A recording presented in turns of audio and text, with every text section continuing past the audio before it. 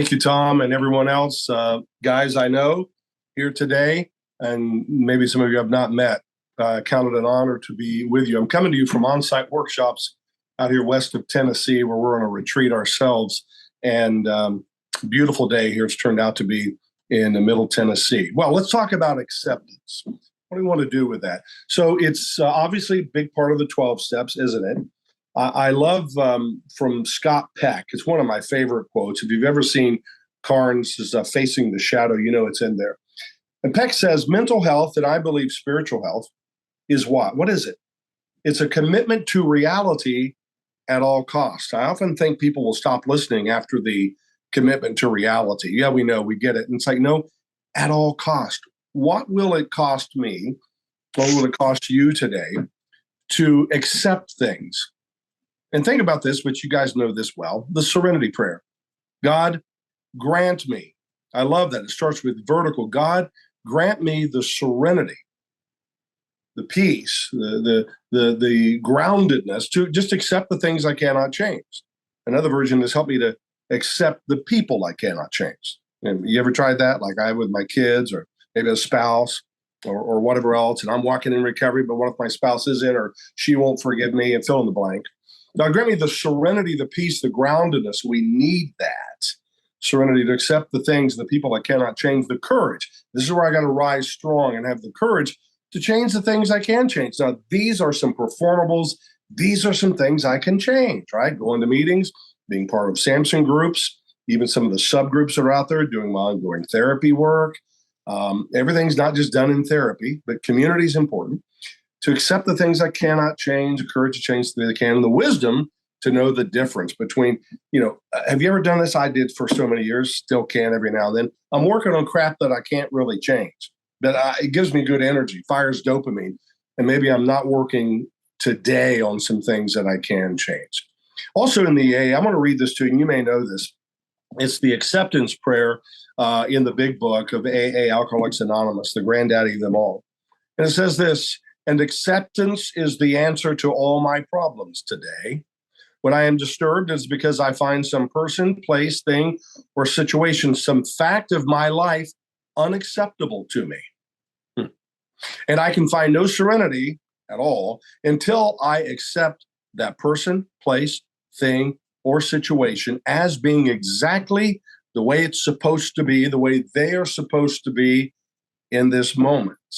Nothing, absolutely nothing happens in God's world by mistake. And from an AA perspective, we could say that for sex addiction, I am a grateful recovering sex addiction, sober sex addict, sober 19 years. So plug in your own addiction here. Until I could accept my alcoholism, my sex addiction, I could not stay sober. I have to accept it. This is real. Think of the first step. I admit, Houston, I have a problem. I admit I'm powerless over this thing, this addiction, this compulsivity, and my life's unmanageable around it. Until I could accept my addiction, I could not stay sober unless I accept life completely on life's terms. And I would indeed say on God's terms. Till I can accept all that, I cannot be happy.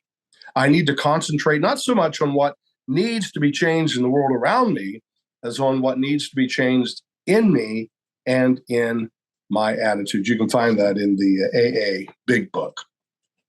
So think about this for a moment. Back to some acceptance. Carnes put it this way, and there's a lot of stuff, great wisdom with Patrick Carnes. I studied with him for 3 years, 2 of the years very intensely in a small group with him traveling around.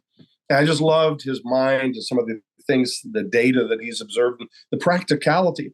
He says, among many great things, that you'll never recover or unlikely to long-term have recovery if you do not grieve, the loss of the addiction. Your favorite dopamine firing, neurochemically firing addiction is gone. Your favorite ice cream no longer in the freezer where you can get it if you want it. Until you grieve the loss of the addiction, we know about, don't we, detox and having that time, and grieve the loss of the addiction and the losses of it. And that's that inventory work that any of us can do. I know some of you have done a full formal disclosure where you can be there and say, I have to grieve the losses. It's cost me this. And one of my favorites, by the way, of losses, be gentle with yourself, but just billable hours almost. Just add up the time. Well, I got free porn, or I wasn't.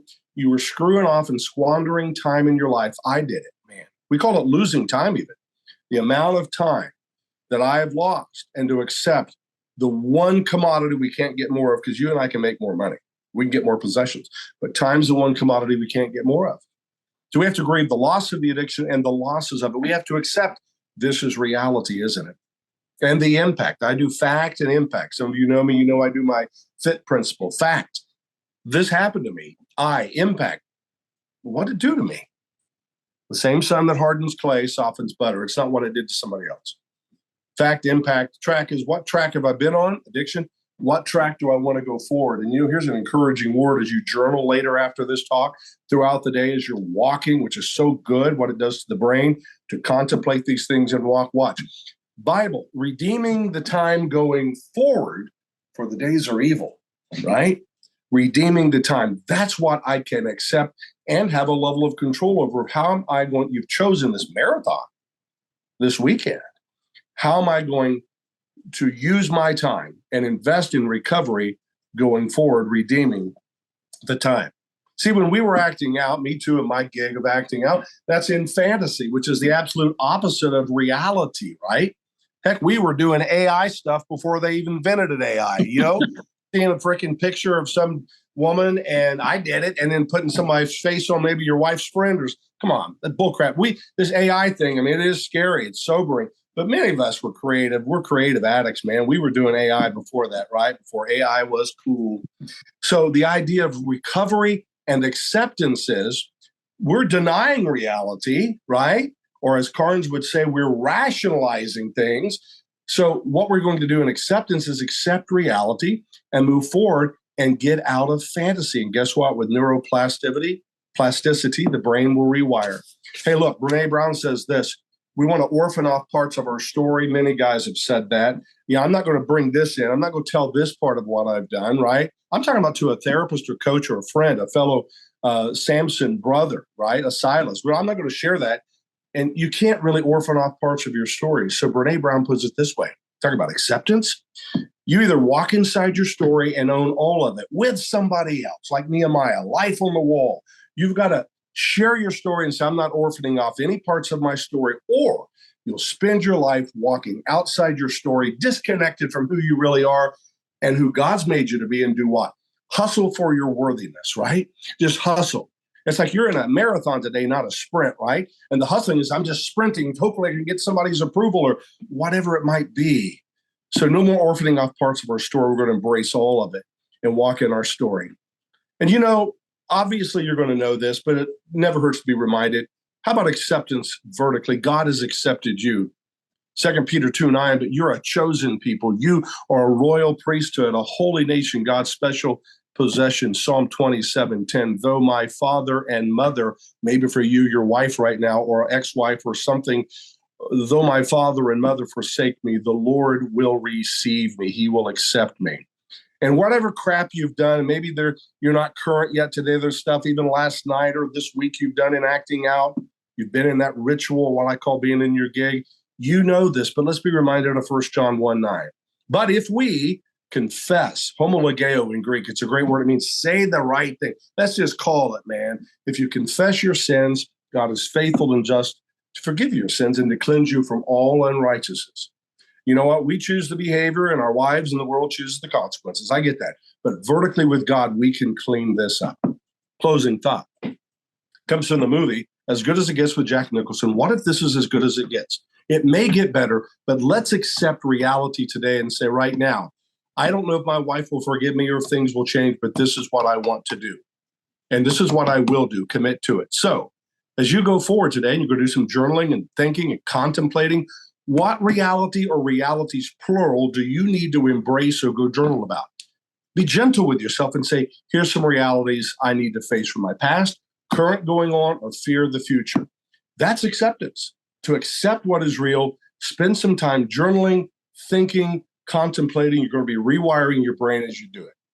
Hey, buddy, love all you guys. Thanks for watching. And now let's go walk and journal.